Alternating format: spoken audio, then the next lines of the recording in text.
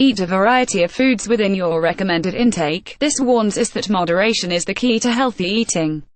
Assuming that one leads a sedentary lifestyle, calorie intake for both men and women should not exceed 2,000 and 1,500 kilocalories per day. Failure to maintain the right balance of diet increases the risk of non-communicable diseases (NCDs), which include heart disease, cancer and diabetes. Governments have a central role in promoting healthy eating habits.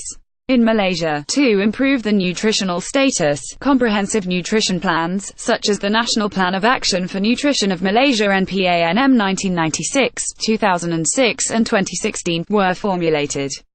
Specifically to guide healthy eating, the Malaysian Healthy Plate campaign of Suku-Sukus Peru, or quarter, half, promotes the division of plate portion to a quarter for protein, a quarter for complex carbohydrates, and half for fruits and vegetables.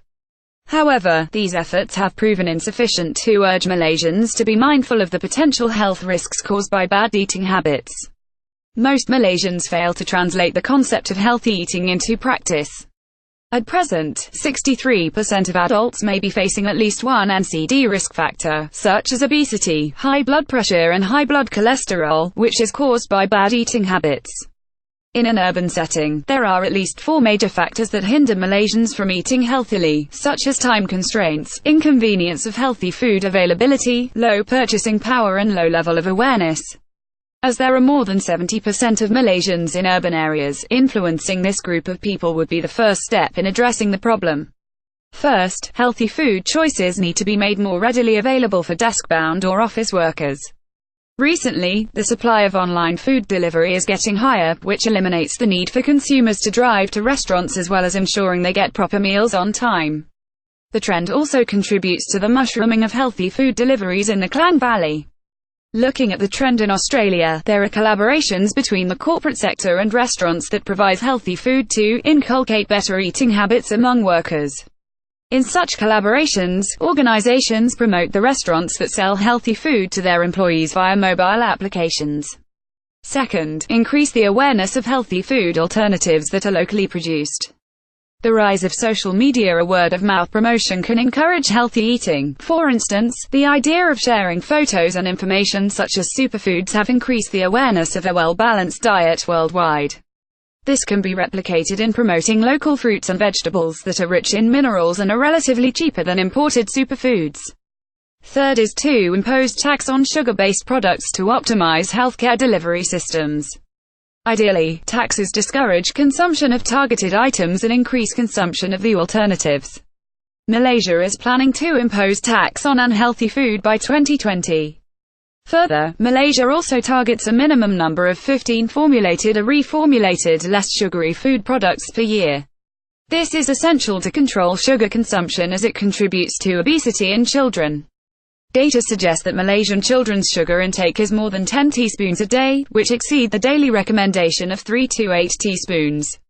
In addition, tax collection can be used to increase the allocation on healthcare. In the case of Hungary, a strategy to channel the tax collected into public health spending has encouraged manufacturers to change their product formula and created a revenue to offset the healthcare cost of diet-related illness. Similarly, Malaysia can adopt the policy to optimize healthcare delivery systems in 2 ways. Additional revenue can reduce public health per capita spending, especially in purchasing medicine to cure NCDs. In the case of Hungary, $219 million RM 863 million, or 1.2% of government health expenditures, were collected and, it would enable Malaysia to increase its allocation of gross domestic products GDP on healthcare, which means better health outcomes such as lower infant mortality rate and higher life expectancy. At the moment, Malaysia spends 4.3% of its GDP on healthcare, which is lower than developed countries, which stands at 17.2%.